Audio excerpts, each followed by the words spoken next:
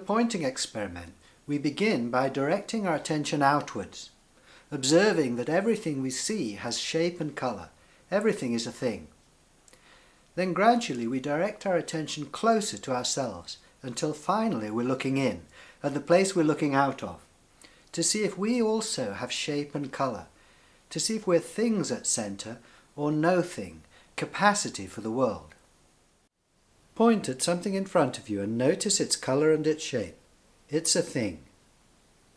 Bring your finger down a little and point at something else and notice its colour and shape. It's a thing as well. Now point down at the floor. I can see shades and patterns there in the carpet. Now point at your foot and notice its colour and shape. It's a thing as well. Bring your finger up your body and point at your knee. You can see the colour and shape of your knee, another thing. Bring your finger further up and point at your torso. Observe the colours and shapes there. It's a thing as well. Now bring your finger out in front of you and point back at the place where others see your face, the place you're looking out of.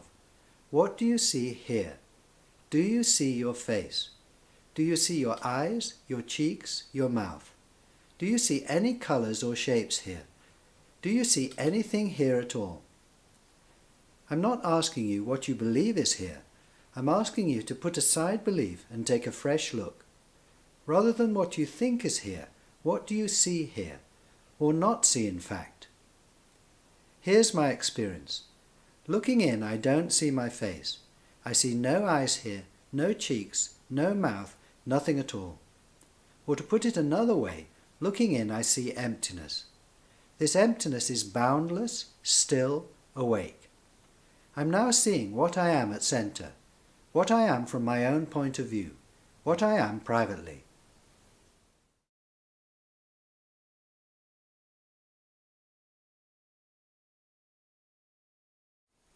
I'm now going to guide you through an extension of the pointing experiment. This involves pointing in and out at the same time, two-way pointing. This indicates that the space at centre isn't just empty, it's also full. Looking in, I see the emptiness here at my centre, but I cannot see this emptiness without at the same time seeing what's filling it, my view out.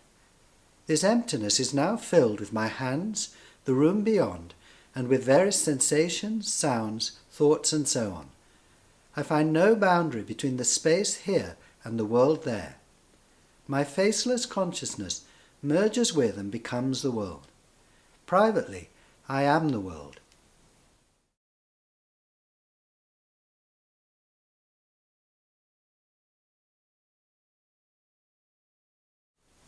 Of course, we remain aware of our public identities, of what we look like to others and to ourselves in the mirror.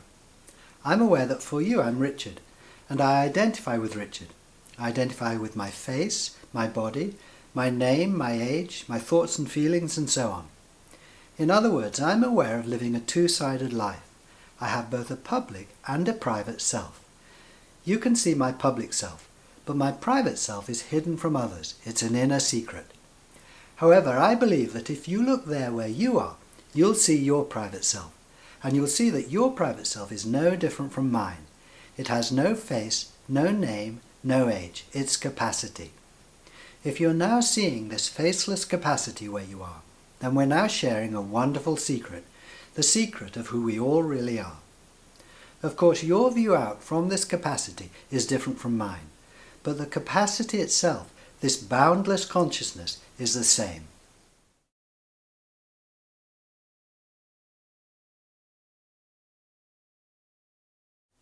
Seeing that privately your space for the world is a different view of yourself from the normal view, the view of yourself from outside, the view of yourself as a person. Because not many people are yet aware of their private identity, then in a sense it's a new thing, though of course it's not new at all. We've always been this aware emptiness, and throughout history many people have spoken about it. But if you haven't been aware of it, and then you come across it, it's normal to question whether or not this view is valid and true. For example, I can't see my face here, but I can see it in the mirror. Doesn't that prove that I have a face, that I'm not capacity at centre, I'm a person? There are also other questions that come up. Alongside questions about whether or not this view is valid and true are questions about its usefulness. If I remain aware of my private identity, what difference will it make in my life and in society? We'll begin looking into these questions in part 2.